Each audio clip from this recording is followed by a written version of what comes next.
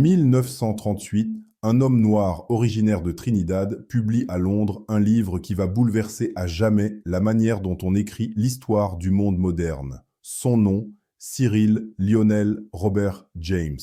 Son œuvre, Les Jacobins noirs. C'était un intellectuel engagé, un militant marxiste, un écrivain caribéen qui vivait au cœur de l'Empire britannique et qui osa faire ce qu'aucun Européen n'avait jamais fait, raconter la révolution haïtienne, non pas du point de vue des colonisateurs, mais de celui des esclaves qui se sont levés contre eux. Dans ce livre incandescent, James écrit « L'histoire des Caraïbes n'est pas une note de bas de page à celle de l'Europe.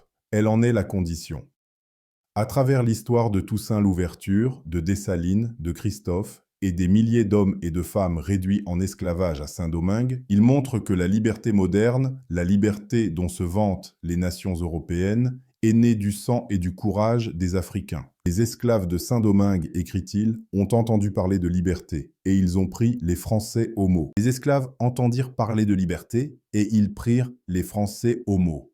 Comment une France qui proclame liberté, égalité, fraternité peut-elle continuer à posséder des plantations d'hommes enchaînés? C'est cette hypocrisie, écrit James, qui fit exploser le monde colonial.